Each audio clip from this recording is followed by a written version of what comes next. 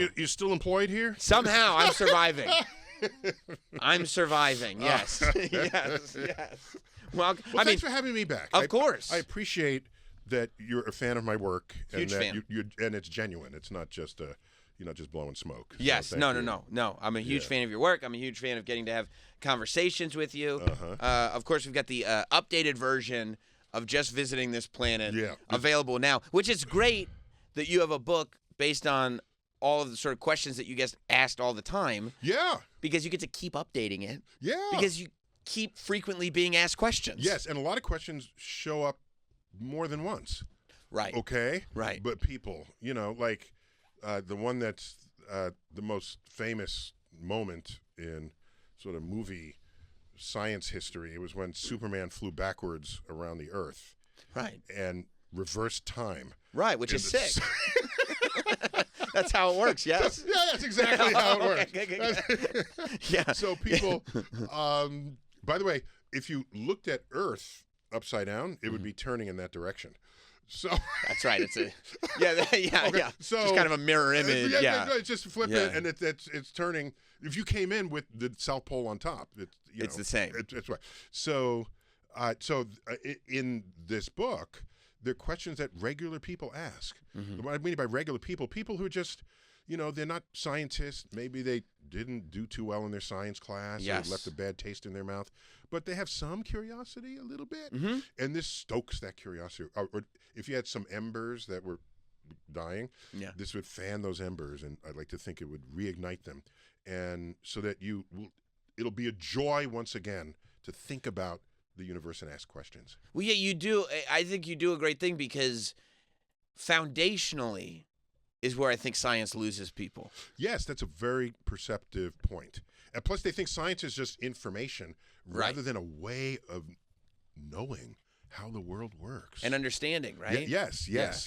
And not everyone is a reader, in this day and age of, social media and short video content. Yeah. So I also narrated the audiobook. That's great.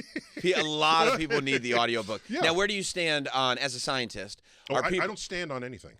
Okay. There's a point of view or not. I don't take stances. Okay, what's your point of view on somebody telling you they read a book if they just listen to the book? So I don't judge whether people would prefer to hear. But can they say I read it? So to say what we ever meant when we said we read something was that we absorbed the information that was in it. I don't think it ever meant the mechanics of reading. Okay? Yes. If a person is blind and they use their fingers and the raised dots on the page is Braille, you say, well, you didn't actually read it. You just touched it. That'd be pretty messed up. Yeah. Right, that'd be totally messed up if that's how you came at the blind person. You didn't really read it. Right. That's actually a great point. Yeah, they should just kick your ass after that, right?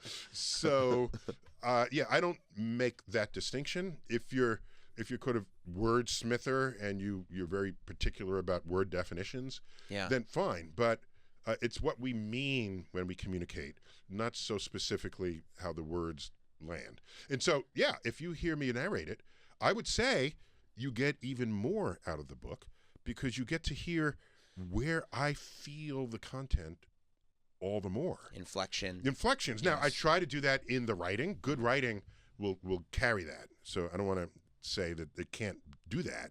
But if I'm reading it, I know exactly where the pause goes. Right. Yeah. Right. Yeah. Now, it's a very, it's a good time to have a book like this out, but it's a very unique time, too, because a lot of people are talking about the fact that NASA is actually putting things up to defend us.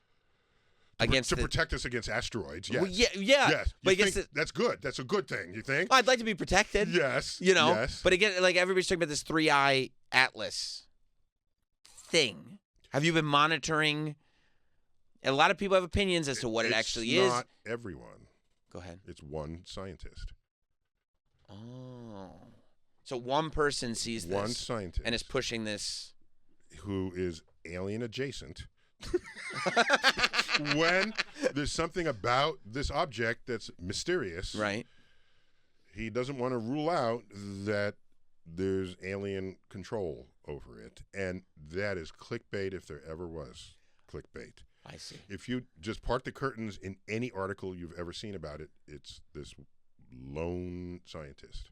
So it's all the same one guy getting credited. Because it's irresistible clickbait, so it spreads like wildfire, of course, making you think that it's an entire astrophysics community who has these exact same thoughts. Right. But we don't. And so then when you read about the NASA setting up defenses, yes, it's defense against an asteroid. No, it's not defense against aliens. Right. It would not work against. It would be difficult. No, I'm just saying, if an alien came across the galaxy, right? Do you know we haven't left low Earth orbit since 1972? If an alien is crossing the galaxy and they're visiting us, put your gun away. It's not going to work. Right, right. So this doesn't. When you see this, this goes like this is clearly just another asteroid in space. No. So just to be fair to the how exotic the object is. Yes. We have very good data on our own asteroids and comets and moons and planets and meteors and meteorites in our own solar system. Mm-hmm. It's all gravitationally bound to the sun. Anything traveling through interstellar space is not bound to the sun. It'll come by, look around, and keep going and exit the solar system. So we found 3 of these. We always knew they'd be out there, but our telescopes got really good. Mm-hmm. So now we're up to 3. We expect many more to show up. The 3 is the third such object. The I stands for interstellar. 3I / and what follows is the person, place, or thing or system that discovered it. So in this case, it's ATLAS, which is an acronym that I forgot what each of the letters stand for. So you'd expect, since it's not of this solar system, it's going to have properties that are unfamiliar. And so I'm not surprised by that. Mm-hmm. But since I'm not alien adjacent, I'm saying it's a mystery. Right. And let's explore it further. Rather than, it's a mystery, I can't explain it, must be alien. Must be an alien. And by the way, this is an urge that so many people have. Sure. It goes way back. It used to be called God of the Gaps, where we didn't understand something, God did it. You got sick before the microscope. You got sick. You did something bad. God made you sick. Yes. God was where we did not understand what was happening. Yes. And there are many people for whom that's their understanding of God. It's not all religious people, of course. Mm-hmm. Many, just everything is God. So then that includes what we do understand. But the subset, where what we do not understand is God, it would mean, if that's God to you, and as science progresses, then God is an ever-receding pocket of scientific ignorance. Now, the modern variant on that is aliens. Sure. But Alien of the Gaps doesn't have the alliteration, so I came up with aliens of our ignorance. I love that. Yeah. That rolls off the tongue. Yeah, it works. That works. I think they call that assonance. Assonance where the vowel sound repeats. So people say, well, how did the pyramids get there? Must be aliens. See? Right. And Giorgio Tsoukalos thinks. Exactly. It takes care of the entire TV show. I mean, 9 seasons. Yeah, right. Yeah, no. It's 19 seasons.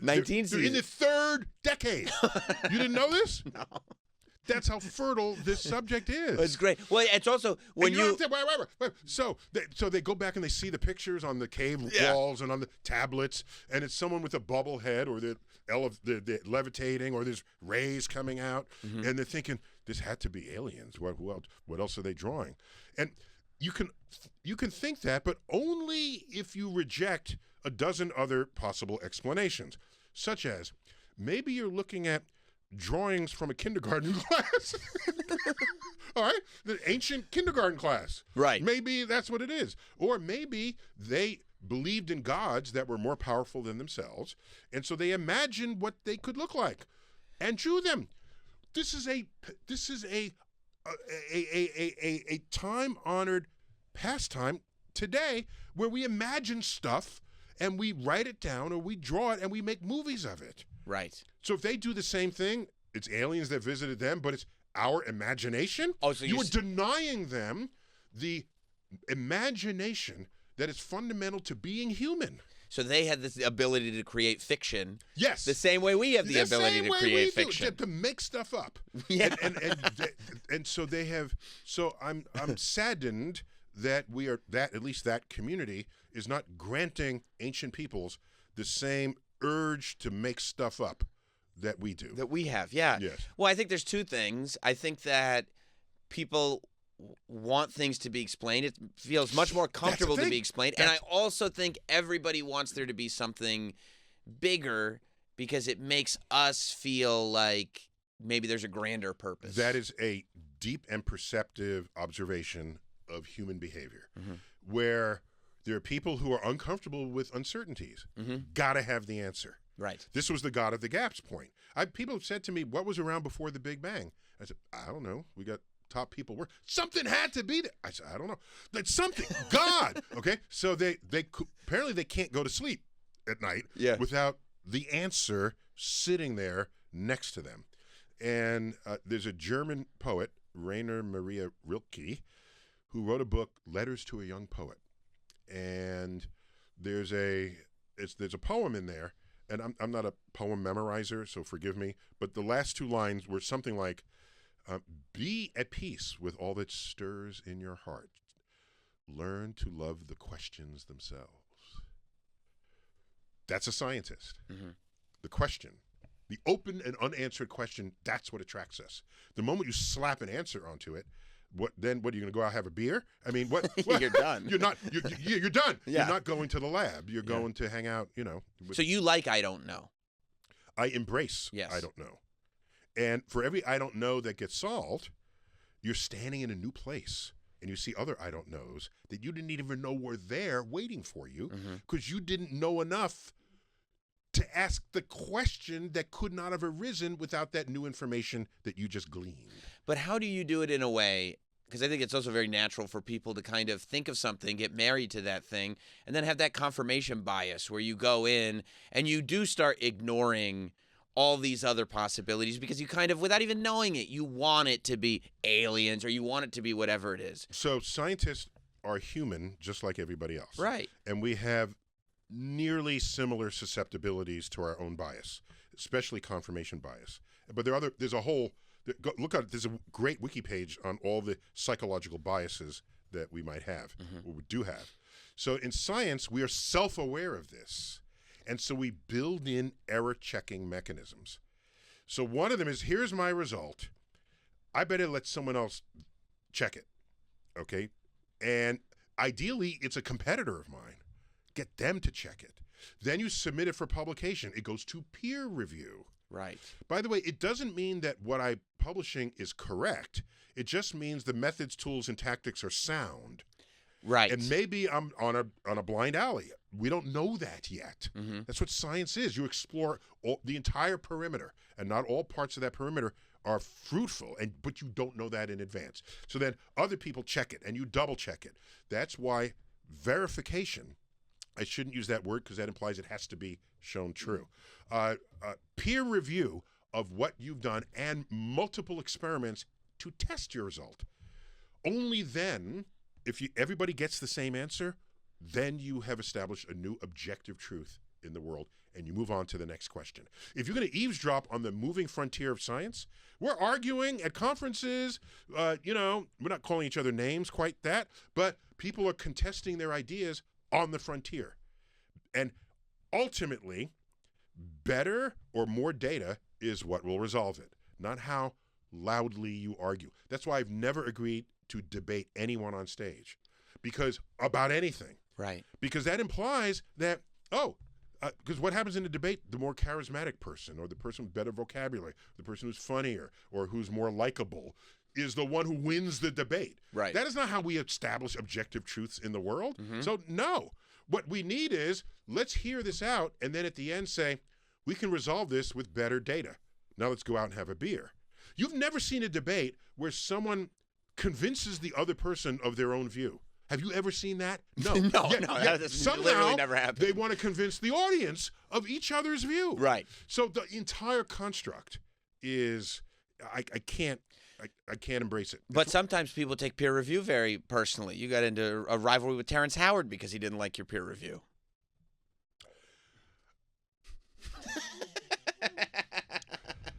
Yeah. So he was not he's not a scientist. Right. And he's not, people have their own ideas about the world, and you can be deeply invested in them. It doesn't mean they're true. Right. And the problem is, if you're a lone researcher, as Terrence Howard was, let's call him that, and you don't air your ideas with other people who might have deeper insight than you, or say, hey, no, you did a problem there. If you don't do that and you just stay on your track and then you emerge 10 years later, that's the surest giveaway. I get correspondence from people. They say, I've been working on this for 8 years. That doesn't make it true. Right. Okay? But it means they're that much more emotionally invested in it. And that can be upsetting to people when they learn that their ideas are false. Do you have to actively cut yourself off emotionally from the things that you're researching? Yeah, otherwise you're subject to your own bias. That's correct. Right. There are people who fail at that, but we call it out. Right. And if you publish a paper and it got through peer review and we discover that you had a bias in it, an emotional, personal bias, that doesn't bode well for your career. Wow. Because we won't trust other things that you're going to claim, especially if the result is extraordinary. Yeah. If it's an ordinary result, we're not asking what your bias is. Right. Okay? So I just discovered a new moon of Jupiter, which already has 200 moons. I'm not going to say, prove it. Where's your evidence? I'm going to say, I got you. That you published the paper. We're not going to chase you down. Yeah. But if you're going to say, I discovered an alien spaceship orbiting Jupiter, you got to show me some badass evidence to go with that badass claim. Right. Sorry, that's the vulgar version of Carl Sagan's. Yeah, that's colloquially how. Extraordinary claims require extraordinary evidence. Right. Yeah. No, absolutely. Do you, when you look at stuff like that, whether it's the pyramids or whatever, do you start to look at other things? Like, have you looked into or thought about the idea that is it possible that maybe there were civilizations that were here before us? Like this theory that, some people have, I wouldn't say it's a scientific theory. A hypothesis. Hypothesis. Einstein had a theory. This dude has an hypothesis. I'd be the dude with the hypothesis. Okay, dude with the hypothesis. This hypothesis that many civilizations have lived on Earth and that they get to a level of advancement that wipes themselves out, and then a new civilization starts that has no idea that there's a civilization before, and we're here just as part of that civilization. Okay, so that's intriguing. So let me give a slight off-ramp to that, and I'll come right back to it. Great. In the very successful TV series, The Three-Body Problem, there are aliens that live on a planet that orbits a 3-star system, and we know that those orbits are unstable, and it does not bode well for the stability of your civilization. That fact is captured in the storytelling, and their civilization has risen and fallen hundreds of times because the orbit of their planet reaches a chaotic regime where it cannot maintain a stable environment. Okay, and then there's there's a stable regime. It goes unstable to stable, and civilization rises when it's stable. There are people who carry a memory of the previous, their records of the previous civilization that enables them to jumpstart it a little faster. They don't have to start rubbing rocks together. Right. All right. You'd have to presume that nothing was discoverable in the fossil record, in the sedimentary rock, in the ravines where you have a cut through the earth, that nothing survived. Now, you know how to make that happen? Everything gets pulled into a volcano. Mm-hmm. That neutralizes anything you created, and it just comes up as liquid rock at the end. Okay, I don't care what it was, plastic, okay, titanium. It comes up as liquid rock at the end. Everything on Earth would have had to have passed through a volcano to wipe the record clean of this phenomenon. However, we have ice cores of glaciers. We have mountain ranges where you see how long it took to build that, and we see records. We have bones of ice age mammals coming out of glaciers, okay? It seems to me if the civilization were truly advanced, there'd be some artifact remaining from their technology that enabled them to call themselves a civilization. And we see none of this anywhere we've ever dug. So you're saying there's nothing that could wipe out our civilization beyond the whole planet getting destroyed that would... the whole planet would have to go in and then come back out of a volcano. Right, in order for there to be no evidence that we ever existed. Correct. That would wipe the evidence clean.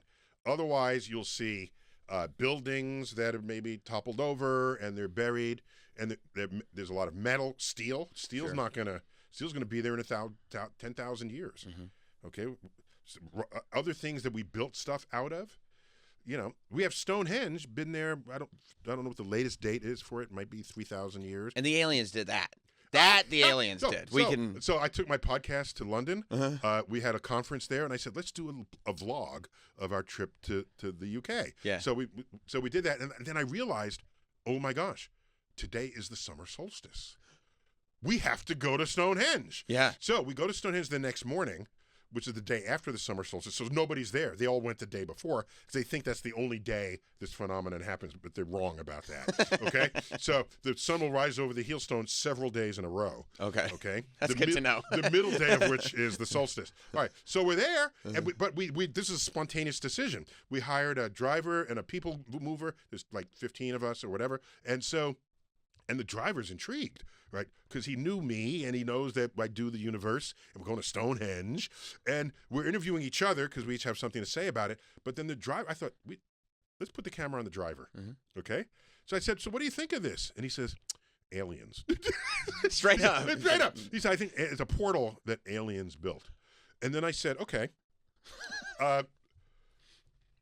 if it's advanced aliens, why is it made out of rocks? I guess. I'm thinking it would be some alloy, some space age thing. Yeah. And we're dealing with the Flintstones, okay? It's a good question. I don't know if you ever... He didn't have a reply to that. And I might have convinced him that maybe it was ancient people who had access to stones and not aliens who had access to high-tech technology. How do you get those rocks up that high? Because you haven't figured out how to do it. Yeah. That doesn't mean they didn't figure out how to do it. Oh. They're humans, and they had smart people living among them. So we figured out Wi-Fi, but we haven't figured out how they put those rocks up there? No, of course. You put them on rolly logs. Oh. Pull them. Those rocks are not from that region, by the way. The closest place, there's like some kind of bluestone that's they found a quarry, not a quarry, but a place where these ancient peoples valued that stone above others. Yeah. And by the way, it wasn't built in 3 years. Back then, time, if it took 100 years to build anything, it's like they're not complaining about that. That's just how long things took. Yeah. And if you have unlimited manpower, right? Okay, like the pyramids. People say, how did they build the pyramids? How is that even possible? First, they're made of like bricks. Okay, again, if aliens were helping out, maybe they made something other than the straw and the mud that was available in the area. Sure. Give me a better alien story than what you're handing me, please. We didn't come with any supply. We just had to use what was local. Yeah, sorry. We came across space-time, and we need you to bring our stuff to trudge on the straw and the rocks and the mud. So the point is, given enough time and enough people, you can move anything. What did Archimedes say? No, was it Archimedes? Give me a place to stand, and I can move the world. So, yeah, the lever, the fulcrum, the pulleys, you can do it. And it's okay if it takes generations and generations because that's relatively modern times. It takes generations to make the cathedrals. They're still building Cathedral St. John the Divine up on 120th Street. Remember the Big Dig in Boston? That took forever. The Big Dig. That took forever. Oh my gosh. Yeah. That was like 100 years. That's right. That's right. I don't know. Maybe back then there was some kind of for Teamster. non-Boston residents, this was a rapid way to get from downtown Boston to Logan Airport. Right. And now it's a 15-minute drive, and it used to take an hour. Right. Yeah. So I think it's paid dividends on that. And by the way, if you're in those tunnels, you might notice there's a kind of a wainscoting along the side, and in one tunnel it's blue, and another tunnel it's brown. Next time you're there, check it out. Speaking of, but I have to tell you why. Please. Don't you care? I just said something that's completely weird. You said brown tunnel and made me think of something, but I do want to know why. So the tunnels that have blue on the side, those are going underwater, and the tunnels that are brown are going under land. Oh. Yes. Yeah, I was friends with the designers of that system. And they just added that just so you knew. Well, no, it's not.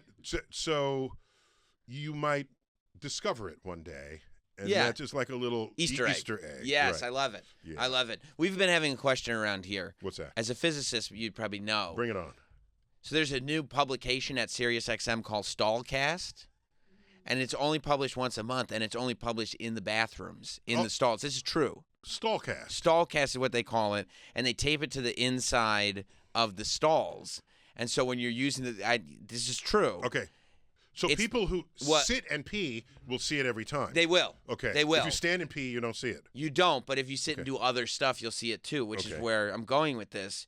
If you keep that same Stallcast up on that wall in the stall the whole time, you're showing, Neil, this is our scientific evidence, just so you know. I thought you were joking, but apparently it's real. No, it's true. You just produce a photo of this. This is the evidence. Is it a risk if it's in there for the entire month that a sort of fecal dust or molecules would be on it now? Yeah, definitely. Ew. Yeah. Well, molecules. So in the depths of your digestive tract are microbes whose gaseous effluences include methane. Yeah. Which is CH4 chemically, which is highly flammable, by the way. Oh no. This is what led to that old camp experiment. Of course. Yes, Just saying. Course. Of course. I don't know that girls did that, but boys were quite a bit. It was quite a wonder. This is how you knew the difference between boys and girls. That's right. It was our introduction to science. Yeah, we're just not we're uncouth. So it is a real fact that the methane of the gaseous effluences is flammable. But that's not what you smell. What you smell is the hydrogen sulfide, which is H2S. That's the smell of rotten eggs. And these are the gases that are given off by the microbes. These are gas molecules, and they will lodge into any surface that's there. Including the Stallcast? Is it unless it's a perfectly polished surface? It's paper. Paper? Oh, you'll definitely get into the paper. We told them. We said that was our working theory. Yeah, but it's not fecal matter. But that's presumably going down the toilet unless you play with your fecal matter like chimpanzees do. No, we don't. Most of us. I haven't seen you in your stall. I don't know how you behave. I don't know these weekend jocks though. But there are gas molecules embedded in every surface. But all around us. And so the dust and the gas and that kind of stuff. There is a way it's in there to remove them. If you heat the surface, it works best with metal. You heat it very high, the molecules vibrate and they jump off. But imagine how much over 30 days. They get hit with a ton. Yeah, just cover it with plastic. Right? Laminate it. That's smart. Yeah, laminate. That's very, very smart. That's better. And it's harder to stick to the surface of plastic than the surface of porous paper. Can you make sure this goes to the powers that be, Travis, so they know how to do this better? Because this is so gross. Before we have to let you go, you really think we're not getting to Mars? Because Elon's trying to, if we do, it'll be a vanity project, and he's got enough money now. He's got $500 billion. He could just do it, but it's not a business case. And if I were a shareholder in SpaceX, I would question but a lot of that. But we won't be able to terraform it. Wait. A lot of that wealth is from his stock holdings. It's not just in his pillow, right? In a hole in his pillow. So, by the way, if you represented his wealth in $100 bills, $100 bills, okay, you could put them end to end and go around the Earth 600 times. 600? And with what's left over, if you tape them, make a ribbon out of them, with what's left over, you can go to the moon and back 50 times. Oh, my God. I just like 5 of them. That's insane. Right. So, because now you know how much wealth $500 billion is. And that's how you get to Mars as a vanity project. So he could do it as a vanity project, but if he's doing it with SpaceX resources and you're a stockholder or an investor in SpaceX, you would question that. But we're not going to colonize. Right. Oh, so here's the thing. He wants to terraform Mars and then ship 1 billion people there. I would ask why? Because in case something bad happens on one planet or the other, you can predict, well, what bad could happen? Is it an asteroid? All right. Killer asteroid headed our way. Seems to me it would be easier to deflect that asteroid than to terraform Mars and ship 1 billion people there. I see. I'm just thinking. No, you're right. But what if the Illuminati knows something you don't know and they won't let you in because you keep talking like this? You ever think about that? As a physicist with degrees in physics and astrophysics, there's not going to be much the Illuminati knows about the physical universe that I do not. That's awesome. That's awesome. Well, Neil Degrasse Tyson. Dear Illuminati, that's my message to them. That's fantastic. Yeah. Oh, no, last thing. Please. I don't so no, yeah, we're on your schedule. In the movie, what's that movie called? Was it the sequel to? No, the original Dan Brown story. Da Vinci Code. Da Vinci Code. In the Da Vinci Code. Forgive me, I only saw the movie. I didn't read the book. But in the end, you learn that the Illuminati is protecting this one descendant of Jesus. Okay? Right. At the end. Spoiler alert. Yeah. Stop. That's not where all the action is. Oh, okay. You just see her walking down the street and some Illuminati. It was a very uninteresting scene. And so here's the thing. If you were alive 2,000 years ago, as Jesus would have been, sure. If you have any descendants today at all, you have millions of descendants. Right, you couldn't possibly just have one. Your descendant tree goes either to many or to zero. It doesn't go to few. Okay? That's how this works.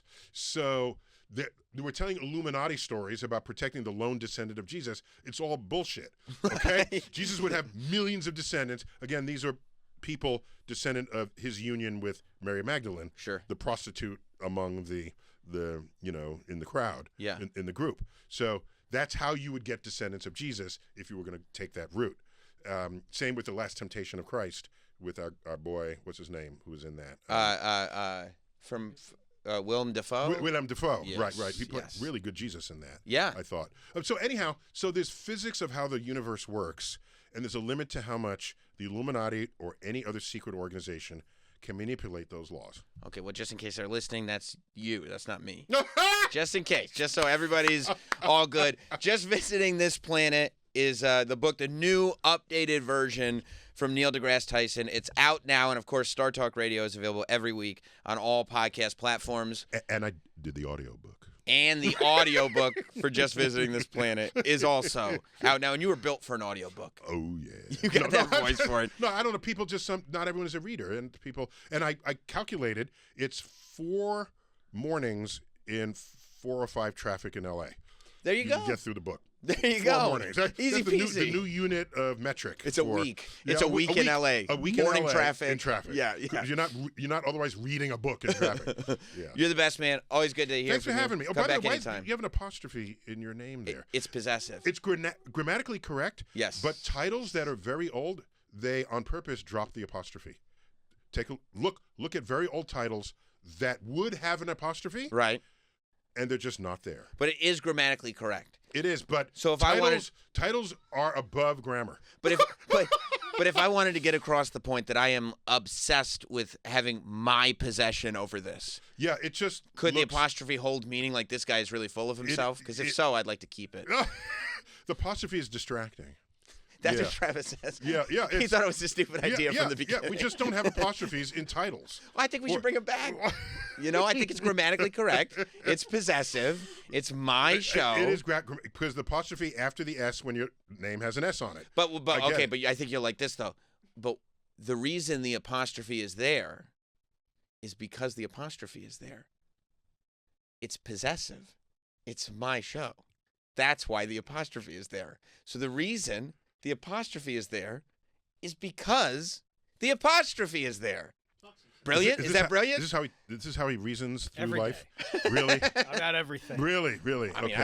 I thought I was pulling some Neil Degrasse Tyson stuff I there. invite you to look at the titles of things out there that are either chiseled on buildings, or I think there are many cases where there would be an apostrophe S possessive, and it's just dropped. But don't you think if I drop the apostrophe, everyone's going to try to add a the, and I don't want a the. I don't want the Sam Roberts. I don't want drop the for Facebook. It's just Facebook. It's cleaner. Yeah. It's cleaner. Yeah. Yeah. Neil Degrasse Tyson, thank you so much, man. You got it, man. I'll talk to you soon. We're going to take a break.